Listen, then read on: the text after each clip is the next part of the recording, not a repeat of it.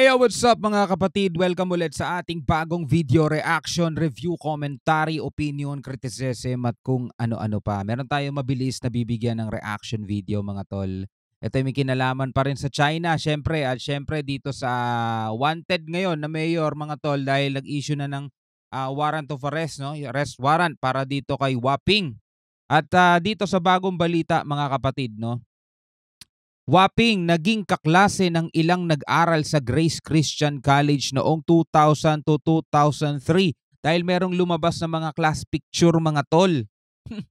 Class picture ito kasama sa ilang class photo mula sa umano'y pinasukang paaralan ni Bamban Mayor Alice Guo, ang isang batang kahawig ng alkalde. Malamang siya yun. Diba? Pareho nga ng fingerprint eh.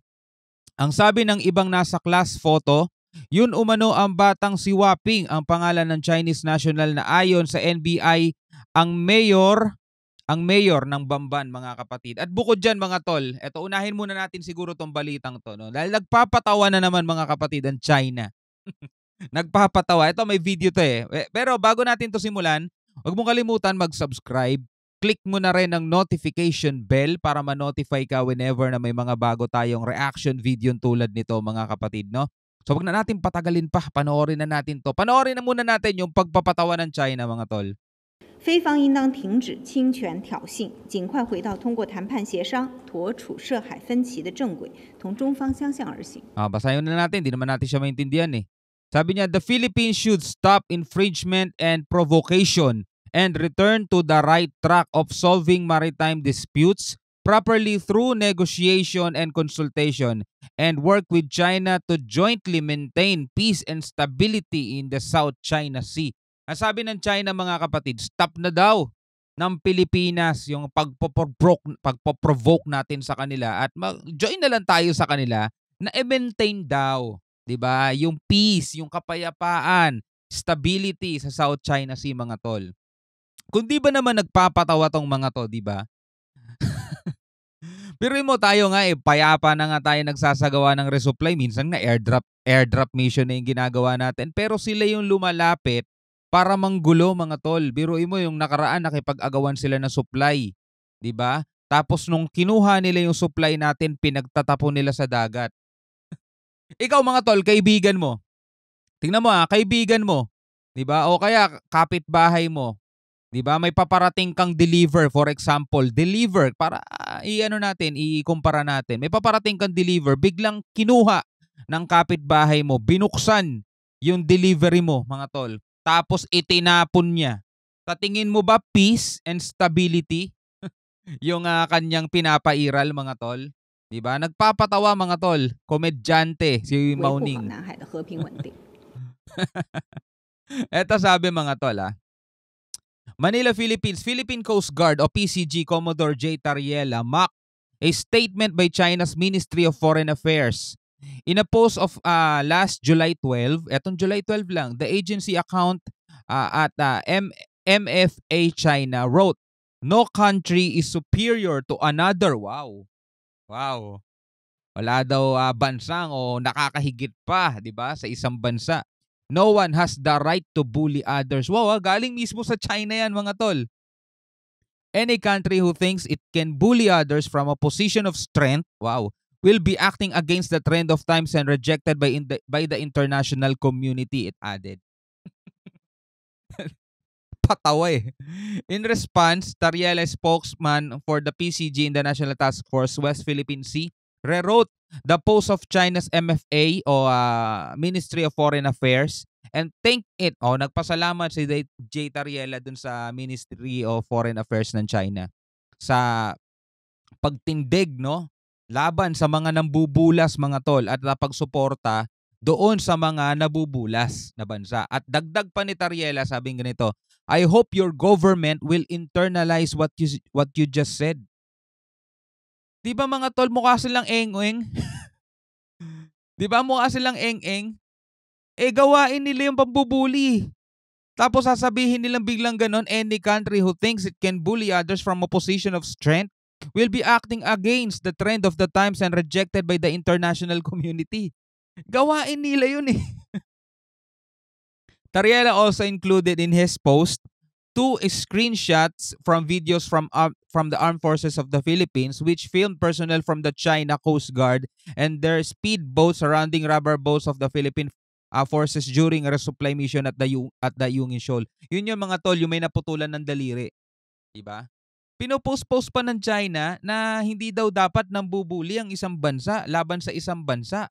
At yun daw ay labag o laban sa trend of times and rejected by international community. Sabing ganon mga tol. Ito, encounters between Philippines and Chinese forces were usually rife with tensions as the Chinese side would deem more aggressive than Philippine forces on the rotation and resupply mission for troops on board the BRP Sierra Madre grounded at Ayungin Shoal mga tol. Kung naaalala nga ninyo, 'di ba, nagkaroon tayo ng airdrop mission mga tol. 'Di ba? Nagdatingan yung mga Chinese Coast Guard mga tol. At ang ginawa nila, nakipag-agawan sila ng supply mga tol. Nakipag-agawan sila ng supply at nung nakukuha nila yung supply ng mga sundalo natin, binuksan nila yun at nakita nila puro pagkain, pinagtatapon nila lahat sa dagat. Hindi ba mambubuli yung gawain na yun? Ito. World leaders have declared their opposition to China's tactics to claim sovereign rights over the entire South China Sea, which included dangerous maneuvers and use of water cannons aimed at Philippine resupply and patrol vessel. Kaya nga mga tol, mahirap kausap tong bansang to eh. Kasi sila mismo mga tol, bulag sa sarili nila eh. Diba? Ano pa kaya pansin nila yung international law? Parang napakalabo na ata mangyari nun sa kanila. China continues to ignore the ruling of the Permanent Court of Arbitration in 2016. Tama, hindi nila kinikilala yung 2016 Arbitral Award ng Pilipinas, which invalidated its 9-9 claim o 10- line na ngayon. Diba? Na-invalidated na nga yung 9- line nila, hindi pa sila nakontento, dinagdagan pa nila ng isa kaya naging 10- line. It also called illegal the decision which defined the Philippine sovereign rights and maritime entitlements in the South China Sea mga tol. Kaya mahirap kausap to. Nagsasayang lang tayo lahagi ng panahon kapag kakausapin natin tong China mga tol. Diba? So lipat tayo rito sa isang balita mga tol. Ito na nga, no, mula sa GMA Integrated mga tol. Yung mayor daw na lumaki ng farm, nag-homeschooled lang daw. Eto na, unti-unti na talagang nalalantad at nabibisto mga tol ang katotohanan. So wag na natin patagalin, papanoorin na natin to. Kasama sa ilang class photo mula sa umano'y pinasukang paaralan ni Bamban Mayor Alice Guo, ang isang batang kahawig ng alkalde. Ang sabi ng ibang nasa class photo, yun umano ang batang si Hua Ping. Hindi mo pwedeng sabihin coincident lang. Pareho ng muka, pareho ng fingerprint. Itatanggi pa ba nila yan, di ba? Kaya nga hindi na siya nagkaroon ng lakas ng loob humarap sa Senado, mga tol eh, di ba? Ang pangalan ng Chinese national na ayon sa NBI ay ang mayor. Nakatutok si Darlene Kai. Hindi sa farm kuha ang mga litratong ito at hindi rin si Teacher Rubilin ang mga guro. Pero makikita ang isang batang ayon sa mga kaklase ay tinatawag nilang Waping at may apelyidong Guo. Ito siya noong grade 1, grade 2 at grade 3. Ang mga class picture para sa mga taong 2000 hanggang 2003 sa Grace Christian High School sa Quezon City na ngayon Grace Christian College, tugma sa mga taon at paaralang ibinunyag ni Senator Sherwin Gatchalian sa nakaraang Senate hearing nang ilabas ang school records at alien certificate of registration na ginamit ni Guo sa pag-enroll. Nagpasa rin daw ang Guo na nag-aral sa Grace Christian ng birth certificate galing China. Dalawang kaklase ni Guo ang nakausap ko sa kondisyong itatago ang kanilang pagkakakilanlan para sa kanilang seguridad. Sabi ng isa, naalala niya ang kanyang seatmate matapos i-anunsyo sa Senado na Guo Waping ang umano'y pangalan ng alkalde.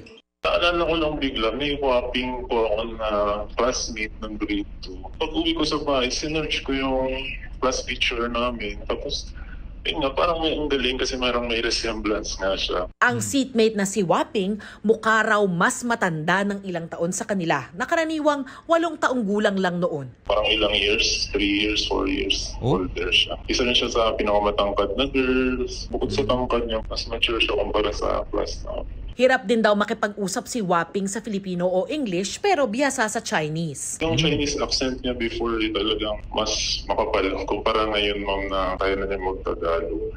So sa madaling salita mga tol, no, dito talaga mapapatotohanan mo na during her Senate hearing mga tol, lahat ng mga sinasabi niya, siguro merong mga katotohanan ng iba, Pero talagang nag-ano siya mga tol, naglihim talaga siya. Nag-lie talaga siya, nagsinungaling siya doon sa ano, sa tawag dito, sa Senate hearing mga tol. Yung sinasabi niyang Filipino siya, lumaki siya sa farm, paulit-ulit. Nagagalit nga si ano doon eh, si isang senator doon eh, Legarda, 'di ba? Senator Legarda. Nagagalit na nga siya dahil paulit-ulit niya lumaki sa farm. 'Di ba nag-homeschool lang siya, hindi siya nag-aral. Nag-interview pa siya kay Karen Davila, 'di ba? Tama nga ba kay Karen? Ma'am Karen, 'di ba? Nahihiya daw siya pag may nagtatanong sa kanya, "Saan ka nag-aral?" 'Di ba? Hindi daw siya nag-aral. Pero eto mga tol, kasi mahirap pa sinungalingan yung mga ganito. At eto printed na 'to. Ayan oh, class 2000 to 2001 mga tol. Eh, andirito yung picture niya. Hindi naman puwedeng kahawig niya lang 'tong batang 'to. Kahawig talaga mga tol, eh, 'di ba? Kahawig na kahawig. Tapos kung babalikan natin yung dokumentong inilabas naman ng NBI, eh, ano, pareho ang kanyang fingerprint, na ang sinasabi nga ng doktor, yan ay lumalaki lang pero hindi na magbabago yung linya. Yan ang isa sa mga ipinagkaloob sa atin mga tol ng Panginoon, na difference ng bawat isa. Walang kahit na sinong tao, kahit nga daw ang identical twins, ang magiging magkapareho ang fingerprint. Kaya malinaw na malinaw talaga mga tol. Nagkaroon tayo rito ng isang mayor. Hindi natin alam kung papaano nangyari yun, pero hindi talaga siya Filipino. Though hindi natin sinasabi mga tol espiya siya ha. Hindi natin sinasabi yung gano'n. Posibleng maganda naman ang hangarin niya, pero kasi mga tol, ang nangyari, nasangkot sila doon sa isang malaking investigasyon doon nga sa Pogo Hub, which is nakapangalan din sa kanya yung ibang mga dokumento doon, kahit yung bill ng electricity. Kaya talaga nasangkot siya doon mga tol. 'Di ba? Yung ibang akusa sa kanya, hayaan na natin 'yan sa Senado mga tol. Pero dito nga lumalabas talaga nagsinungaling siya. Pero nung naalala ko, ang barok talaga, putol-putol. At nang tanungin ko tungkol sa pangalan ng naging teacher umano ng alkalde, Mga naging teachers namin nung element, parang wala namang rupil. ang mga litrato, kinumpirma pa ng isa kong nakausap matapos makita ang nag-viral nilang class photo. Nagkataon na nag-scroll ako ng Facebook. Sabi ko, ba't parang familiar? Hinanap ko sa bahay yung class pictures ko ng grade 1, grade 2, grade 3. Kasi Sana all nakakapagtabi ng class picture ng gano'n. Wala na akong ganyan lahat. naitago ko pa siya. And nakita ko, yun pala yung parehong picture. So, nakita ko na classmate ko pala siya ng grade 1. Tapos, nakita ko din, chinek ko din yung ibang class pictures ko. And pati grade 2 pala, classmate ko din siya. Sinubukan naming pumunta sa Grace Christian College pero hindi kami pinapasok sa gate ng village. Hindi pa rin sila sumasagot sa aming email at message. Para sa Anyway, malinaw na yan sa atin lahat mga tol. No, alam na natin yan. Binibigyan lang natin to ng reaction video. Dahil every time na nakikita ko tong mga balitang to, bigla ako naaalala si Harry Roque. Harry Roque mga tol. At naaalala ko na naman siya dahil nagsisimula pa lang yung investigasyon, talagang bumubuo ka na siya mga tol, at todo pagtatanggol niya rito. Anyway, ikaw bilang isang Pilipino, ano masasabi mo doon sa sinabi o sa pahayag ng China na dapat daw walang bansang nambubulas at wala daw kahit na sino mang bansa ang superior sa isang bansa, di ba? Crime. Galing pa mismo sa kanila yon mga tol. Anyway, hanggang sa muli, ako nga pala si Showbaldi. Peace out.